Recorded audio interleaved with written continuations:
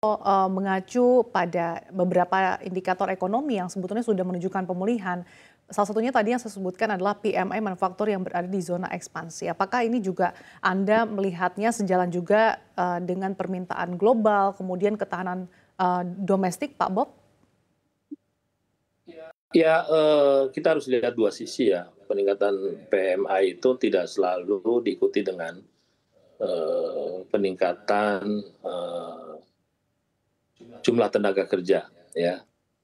Karena sekarang industri ini kerja keras nih, ya. Di satu sisi berusaha untuk terus mempertahankan pasar dalam negeri, memperluas pasar ekspor. Tapi di sisi lain, industri manufaktur kita harus meningkatkan efisiensinya, ya.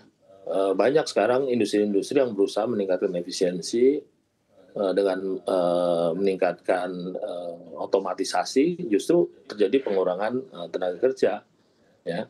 Nah, ini yang memberi dampak dua sisi. Di satu sisi kelihatan PMI-nya naik, tapi di sisi lain pengurangan tenaga kerja tentunya berdampak kepada perekonomian kita juga, ya, sisi konsumsi dan lain sebagainya. Ini yang kita lihat fenomena yang terjadi di industri.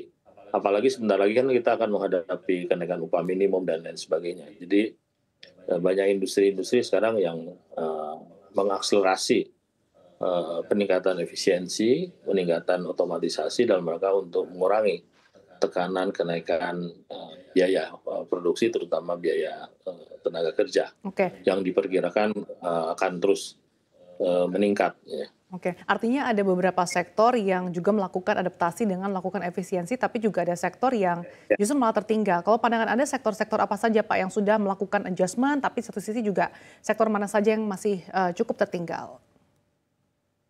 Saya rasa sektor-sektor manufaktur sekarang berusaha ya untuk melakukan peningkatan efisiensi, seperti yang saya sampaikan tadi, ya.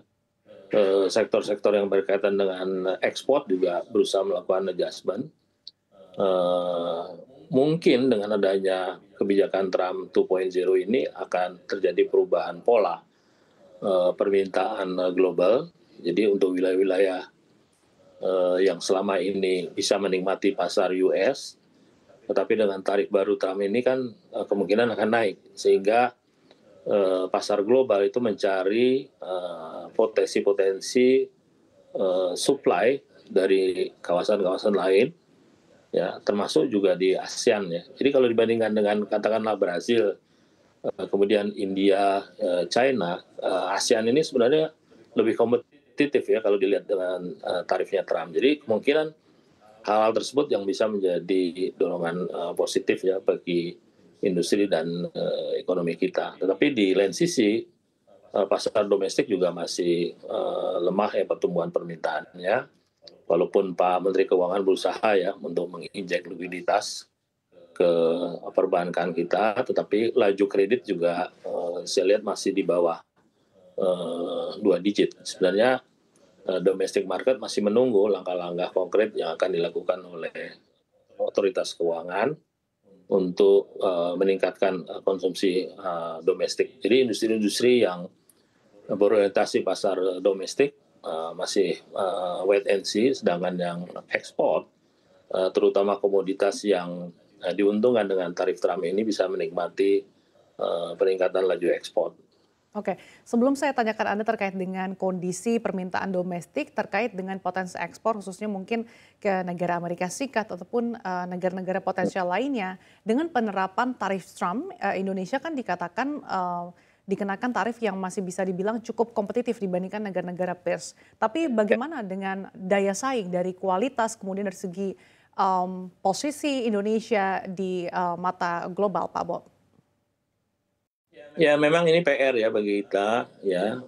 Ada juga mungkin sudah menyimak ya bahwa ada problem-problem produk ekspor kita seperti udang kita yang tercemar dengan radioaktif ya. Itu isu-isu yang sebenarnya sudah lama ya membebani sebenarnya ekspor produk-produk pertanian kita. Jadi ini yang harus kita perbaiki ke depan, yaitu bagaimana meningkatkan kualitas, kemudian juga bagaimana kita mengembangkan kerjasama untuk sertifikasi, ya, termasuk juga produk-produk pertanian kita seperti CPO. Nanti kan kalau pasar Eropa terbuka, ini juga bukan berarti otomatis ekspor kita akan naik, ya.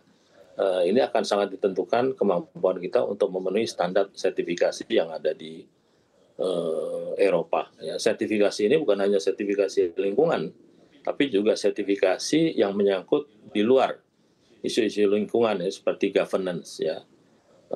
Kemudian juga perpajakan, kepabeanan, dan lain sebagainya. Jadi langkah yang dilakukan pemerintah untuk membuka pasar ekspor melalui kerjasama internasional dengan Eropa, kemudian juga Amerika Selatan, ini harus di follow up, ya, dengan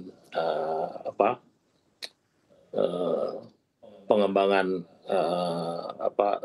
hal-hal yang sifatnya teknis, ya, seperti kepabeanan, kemudian juga standar-standar yang dikembangkan di Eropa dan juga di Amerika Selatan terhadap produk-produk yang nanti mereka akan import. Jadi secara potensi kita sudah banyak membuka peluang, tetapi realisasinya masih butuh proses.